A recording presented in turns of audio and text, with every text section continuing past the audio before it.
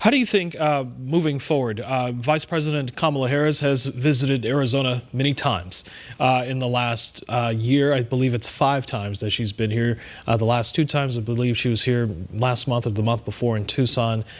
Before then in Phoenix, she had a message for the Biden campaign talking about freedoms, specifically reproductive freedoms.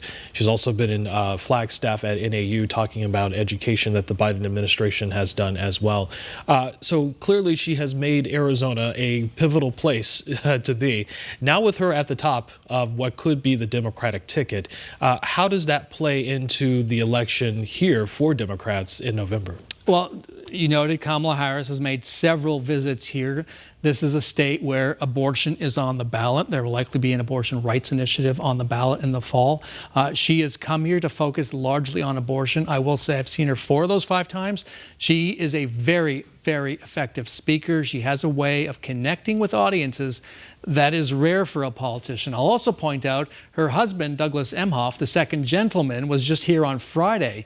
He made 4 stops in the Valley and was at the WNBA All-Star game later that night down at the Footprint Center. So this is like a second home to the Harris Emhoff family.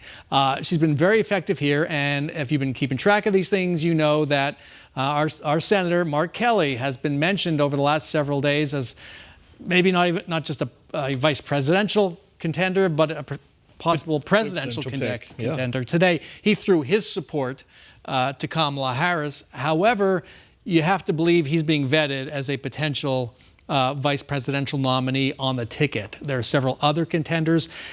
Arizona, I have to say, has slipped from the ranks of the true battleground must-win states. Based on the polling, it appears that the Democratic nominee, if it's Kamala Harris or someone else, will have to win 3 states in the Midwest, Northeast, the so-called blue wall, Pennsylvania, Michigan, and Wisconsin. Those are the states where the Democratic nominee appears to have the best chance of keeping them in the Democratic column and getting the electoral votes to get to 270. Arizona right now has slipped into the second tier.